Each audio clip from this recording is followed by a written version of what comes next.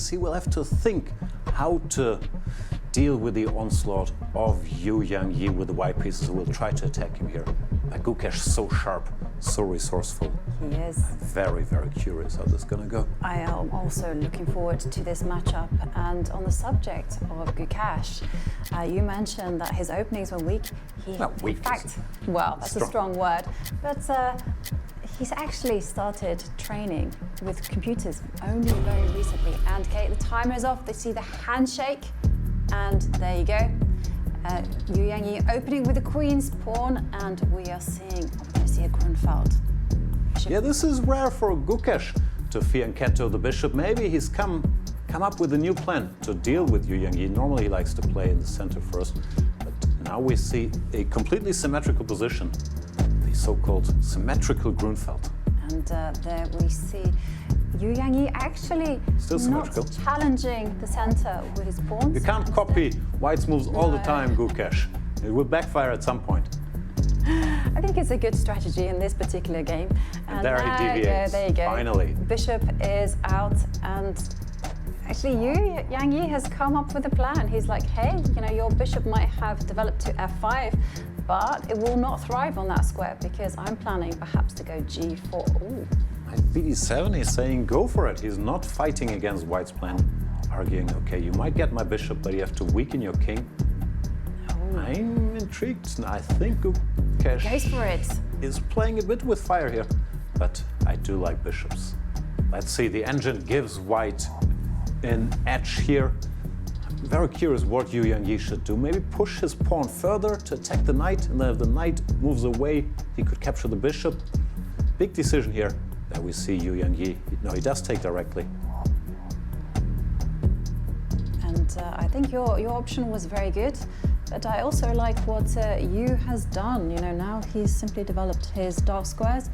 Bishop, maybe move his queen, set up a battery, and woo, that is one of the most solid pawn formations I have ever seen on the black side. Just simply solidifying everything. Textbook play from Gukesh in a way. If you give up one of your bishops, you should try to put your pawns on the color of that bishop that is missing, so that they're not standing in the way of the bishop and they can cover a bunch of squares in combination with the other guy. But White has two of these, and I still prefer White's chances here slightly. On the clock, Gukesh a little faster. On the heart rate, Well, Yangyi is showing 0? That can't be right. This is certainly not right. Otherwise, someone will have to call the man a doctor. He's moving, though. He is moving. And there we see Gukesh, the heart rate around 100. Now he's gone down to 95. But Gukesh himself mentioned that he's a big fan of table tennis. And this seems to be a chess player's sport. I've seen him play mini table tennis recently. He did not win that tournament, so we still need proof of his table tennis prowess. His chess prowess, there are no doubts about. This might be the biggest talent we have in the game. He's only 16 years old. And in the meanwhile, we see that Gukesh has actually won a pawn. Now, it's not a great pawn because it has to be defended by b6 knight. And the big question, can he keep this pawn? He's giving it back, but he is happy to exchange his knight for the white bishop. He is giving it back. Should you take that pawn and then give up your dark square bishop? That's the big question. You don't have an advantage if you take it. The question is black even better? And exactly. Yeah, Yangyi decides to avoid that exchange, but now Gukesh can keep his pawn. He keeps his pawn, and that is an amazing pawn sat there on b4. Oh, and it's not only great, but it can also advance later on in the game. Wow. You can see by the engine bar, black has a significant advantage here. Gukesh knows it. His heart rate is going up a bit. Yeah. And the white knight probably should mobilize itself, put it in the center, get ready to kick back those two pesky horses. Yeah, this is a very tough spot for Yangyi to be in. You can also see it on the clock. He keeps burning time, looking for a way to find counterplay. But I don't think that way exists. No, 50 seconds. He has to make an active move. He has to roll the dice somehow. Where to break? This black structure can't be attacked. Gukesh has all the time in the world, and yeah, the only thing Yangyi could come up with is trying to bring his king a bit closer to the action. But that's a sad admission. That there's nothing he can do. Yangyi in huge trouble. Not only is he down in material, but also he's down in the clock time. Just take a look, 2 minutes and 15 seconds. Also way down in heart rate. Yeah. Really nothing going for Yangyi, and Gukesh opens the next front there with pawn to f5, saying, if you move your king away, you know what, I'll try to open the position where your king shows up.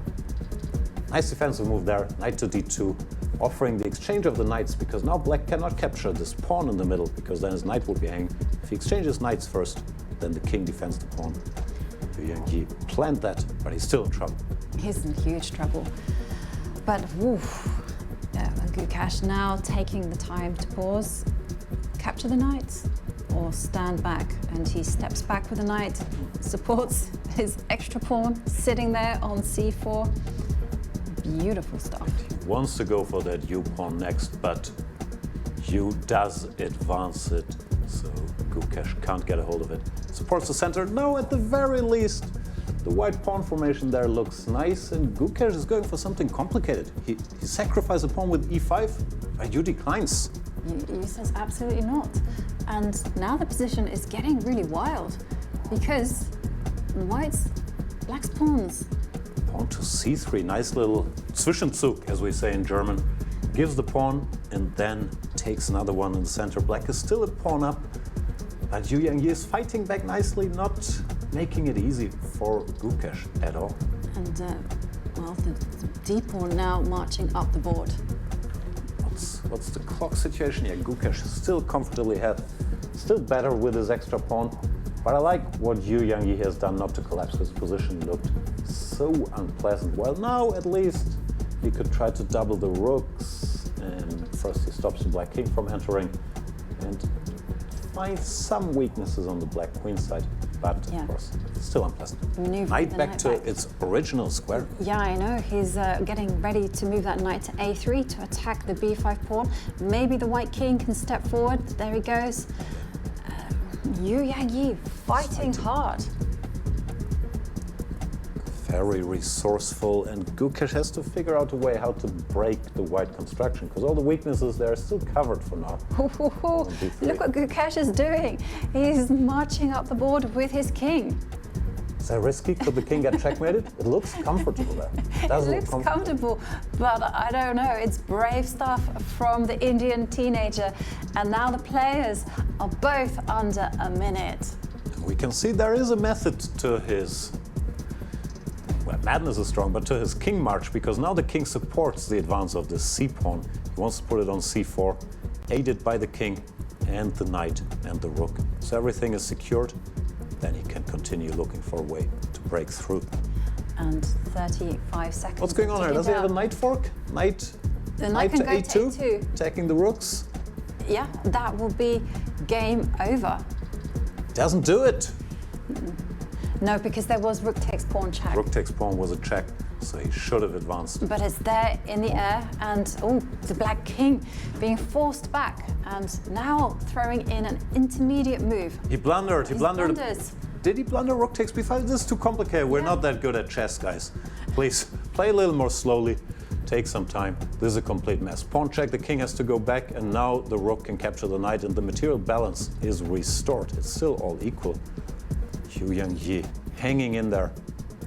Tremendous effort. 7 seconds for Yangyi, and wow, what a comeback. He's really fighting hard. Now the rook lining itself up with the king, getting ready to defend the d3 pawn.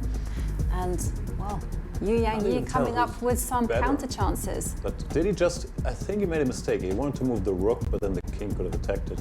So now he has to exchange them, and there is the chance to take the bishop with check. That's what Gukesh is calculating. Yeah. He does take the pawn instead. And now king takes rook. What is happening? He hung the bishop, he hung the bishop. This is a mistake. Now black is winning. Yangyi finally, after his heroic defense, crumbles under the pressure. Now with the extra knight, things should be straightforward for Gukesh. But are they? Yeah, it's a race. And bringing in the king will step forward to G6. He's figured out a way to control the pawn with his knight, and now he will queen his own pawn and win the game. No way back from this, and we're going to see resignation from you, Yangyi. First pushing pawn forward, that's it. Game over. Gukesh wins the first game. Ooh. Another win with the black pieces, and yeah, that was incredibly intense. I can't say I understood all these complications there. Gukesh dominating early, Yangyi incredibly resilient, but then in the end, Gukesh with the happy ending. And I have to say, that was quite a roller coaster game, like you said. I mean, we thought it was one-way traffic, and then Yangyi just simply fought back with seconds left on the clock. Watch this, he's only got 24 seconds on the clock. His position is horrendous. I mean, none of his pieces can move, and yet from this, he manages to trick Gukesh. I'm not sure where Gukesh went wrong. Maybe he could have pushed his pawn further, because I'm not sure if we'll see this, but now after the recapturing, he's advancing his c-pawn to support the colleague, but somehow was stopped. And then Gukesh, I think, he missed a little trick and lost control. It also shows how good these guys are. Even if they lose control for a second, it's not like they collapsed at all, they just kept fighting. Definitely, and here is the moment where things got wild. This is the key moment after the rook exchange. He can take the bishop, but then the king moves to c3 and recaptures, and that's what he was calculating. Besides, not a good idea, so he took the pawn instead, went for this endgame, and the tricky knight on the next move got in the decisive fork, king e4, the mistake.